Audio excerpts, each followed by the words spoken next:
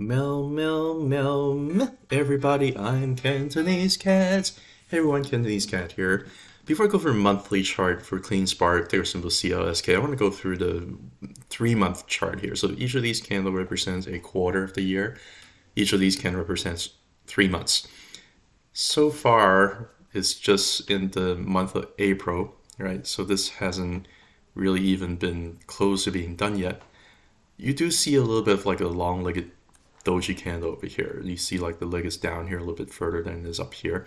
And if this candle over here was to close up top, it would have been signaling potential reversal. If this candle was, closer to the bottom, it would have also signaled potential reversal as well. But because it's right smack in the middle, all it is doing right now is just consolidation. It's also an inside candle, inside the previous candle over here.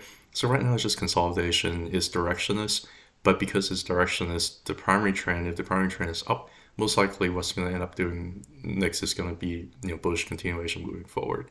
Now, in the 3-month chart, I can also pull out the Ichimoku cloud. The price hasn't really been long enough for you to actually have a cloud above for the 3-month chart, but you can see that for a trend reversal, usually we like to flip this Tenkan line, which is blue line over here. You like to see this Tenkan line over here flip from being resistance over to support, right? What is it doing right now? Resistance over here, resistance over here, resistance over here. Big giant candle over here during the last quarter. And now you're just having a little bit of back test over here. And it looks like so far we're back testing this and so far we're passing. We have successfully flipped this 3-month Tenkan line, which is a part of the Ichimoku cloud analysis. We'll go through that a little bit on monthly in there a little bit.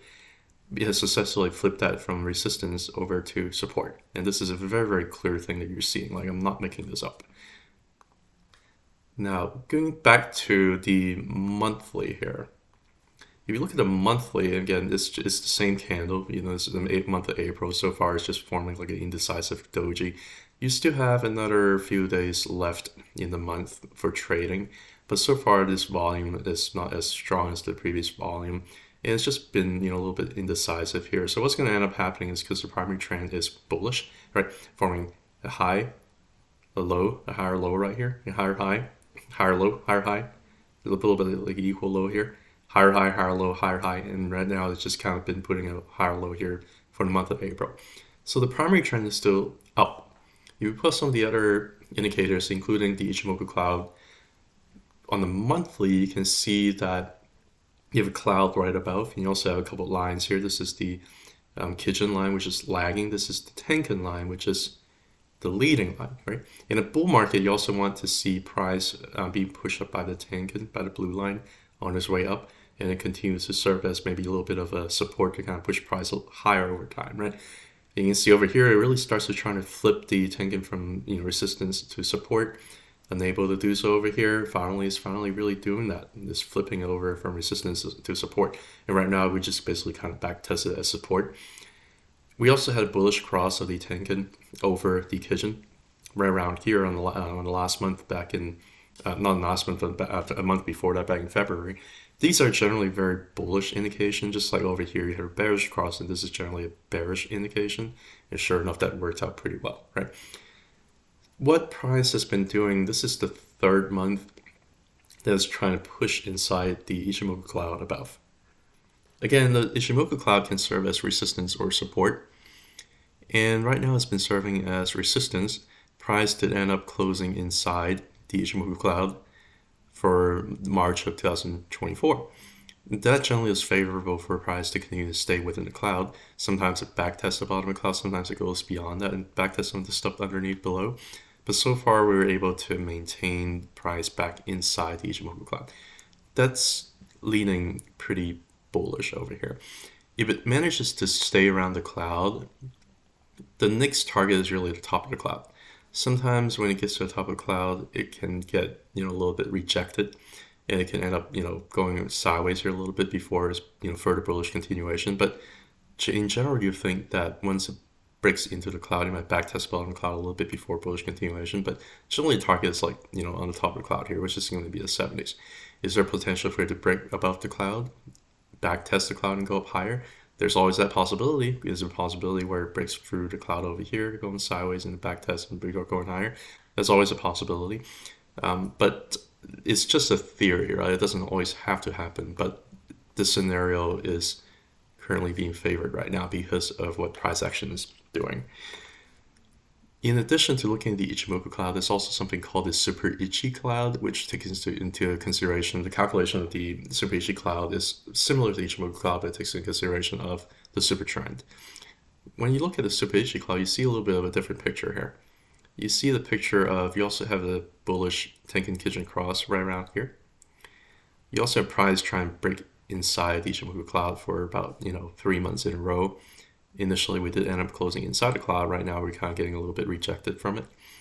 But there's so much powerful moves to try to punch it in on high volume that I think eventually the bears are going to get exhausted, the supplies are going to get all eaten up, and price is going to end up pushing a lot higher.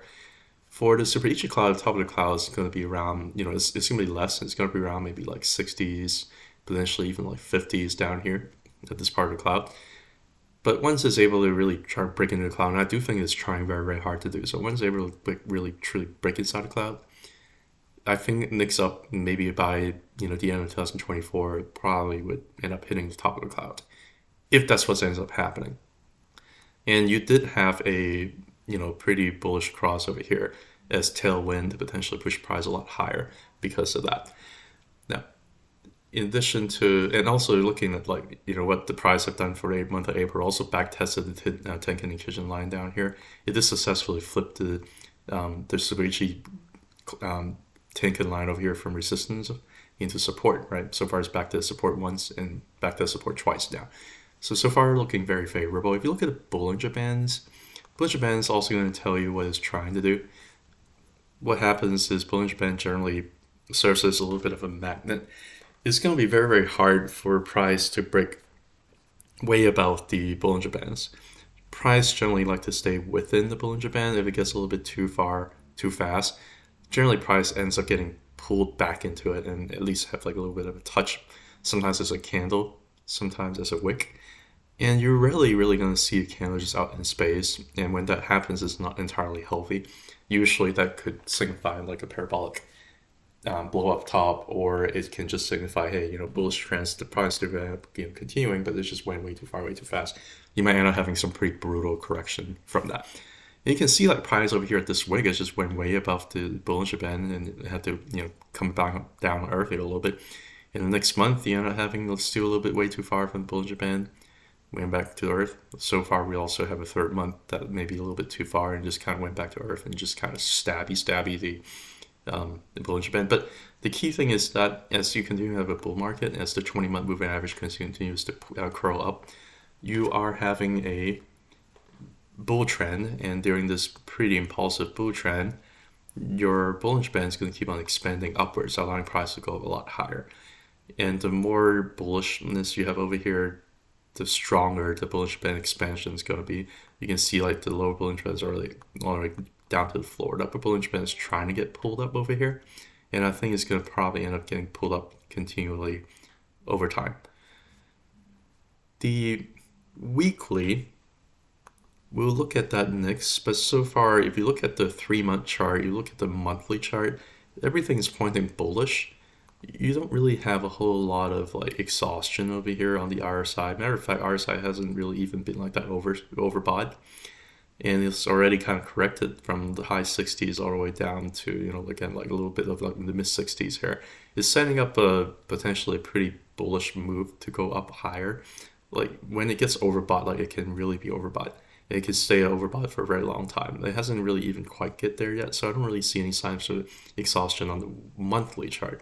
Now, if you look at the weekly, a few things I want to show you. One is there are some bullish signs and there are also some bearish signs. Some of the bullish sign is that it found some pretty critical support so far and bounced up from it. This is what is called the volume weighted average price. This tells you, if you click at any point previously, it tells you currently what the average price is for the typical holder of the stock. So most people right now is actually in profit, and when is above the line over here with price is being above over here, this line can serve as support, and when price is below it, it can potentially serve as resistance.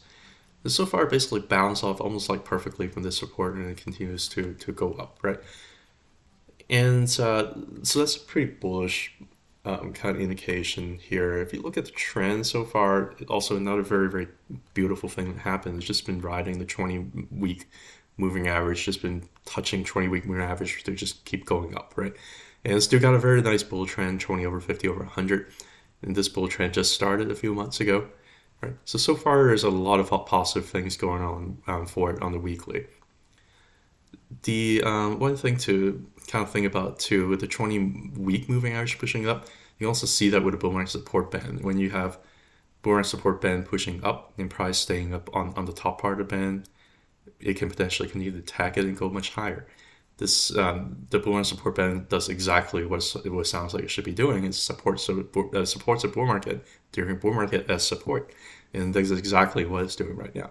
Looks like we had a pretty decent bounce from that on pretty decent volume too. Like it bounced from that on pretty decent volume so far compared to the downtrend with declining volume over here. So what else are you seeing here on the weekly chart? And I'm going to pull up RSI again and take a look at that. You can see that recently we had a bearish divergence over here where price just kind of gone up and the RSI just kind of gone down. So that looks a little bit like an exhaustive kind of look to it. But guess what? The bearish divergence has already played out because from here price went down, from here RSI reset. And right now, instead of just focusing on the bearish divergence, which is not really an active thing anymore, there has been still a lot of bullish divergence that has been building up for a couple months that has yet to play out. You have a pretty strong bullish divergence over here causing this RSI to bounce up and causing price to bounce out even further, and that's been developing for a couple of months, right? What happened last time when you see something that's very similar? When you see something that's very similar, with price being somewhere around here, RSI being somewhere around here, when you see something that's very, very similar, you can tell that there could potentially be a pretty strong bounce to go up even further as a result, right? So that's actually, if you have to specifically quantify that divergence, it's a hidden bullish divergence because price is going up when RSI is going down, basically just resetting the RSI further to allow price to go down to go up further over time. So far, it's a pretty decent setup here, but I do have a couple things that on the weekly that are, a little bit bearish. I do want to show you just to kind of balance between the two, right? I'm not just gonna, I shouldn't just gonna tell you, oh, everything's bullish. Like there are a couple of things that does kind of, hit my eye. One is the unbalanced volume. I do see a little bit of a bearish divergence here so far between this spot over here and currently between the unbalanced volume over here. This tells you that there might be a little bit of exhaustion with the trend here in terms of going up, and there might be a little bit of bearish energy that are coming up that could potentially prevent price from going up higher. How big is this bearish divergence? Is this necessarily gonna push price down lower? Not necessarily, right? I just show you like a lot of very bullish things to kind of tell you, hey, overall big trend, 3 month, 1 month, even on a weekly, you see a lot of bullish developments here. I do see a little bit of bearish divergence with unbalanced volume, but it doesn't necessarily, mean anything in isolation. The other thing I also am seeing here too that is a little bit, concerning is if you look at the way that it's shaped right now, it does look a little bit like around the top, doesn't it? So there's a potential for it to go down further again, back test this level over here again before further bullish continuation. And even the RSI is looking a little bit like around the top, looks a little bit exhausted too, right? Doesn't it? So that there is some concern that we might end up having a potential like down because just by looking at this, but there's no guarantee. There's a lot of things that I'm seeing that are bullish, and even if it makes lower like down here, it is still just basically making a higher low before bullish continuation. But I do want to let you know that there is that possibility that it could happen because it does look a little bit like around the top. It might end up just keep on rounding up, but you're gonna still see plenty of support here down below. So I'm not really too concerned about that. But it's something to pay attention to. If you pull up the volume shelf data, you can see that price has basically challenged this volume shelf over here. It looks like it wants to bounce back above this volume shelf, right? So if anything, there's a lot of support here down below. I'm not sure it's necessarily going to work as around the top to go down further. If anything, I think we're at a good spot right here. That is very, very nicely, on top of this volume shelf right here. I would like to see it continue to break through the whole volume shelf over here, all the way about like 25 or so. And once we're above 25, and just like what we were just talking about on the Ichimoku cloud here on the monthly, once we're able to kind of stay above here and break above this volume shelf over here, we could potentially go up a lot higher. There's not really a whole lot of volume shelves up there anymore. I think the top of the cloud is potentially reachable. So one last thing, and I don't usually do this, which is to look at the daily. If you look at the daily, it looks like it's doing something very, very constructive. Now, daily Ichimoku cloud is a little bit tough to read sometimes because it might bounce from the cloud, it might break through the cloud and might get sort of resistance over here, and it might bounce through the cloud, came back down here, serve as a little bit of a support over here, test the bottom of the cloud, bouncing up. Over here, it came back down and tried to bounce to the bottom of the cloud, and then went back, pushed back above the cloud, and now just doing a simple back test over here. That's exactly what it looks like it's doing, right? The thing is about the daily chart of Ichimoku cloud, it generally doesn't work as beautiful as this. Like, this is actually a very beautiful illustration as to how the cloud works. Resistance, right? So, support, resistance, support down here, right? Support over here, support over here. This actually looks like a very, very beautiful illustration for the daily Ichimoku cloud. It generally doesn't work like that, but so far it looks like it's bouncing from the top of the cloud, and because of that, there might be some bullish continuation here happening.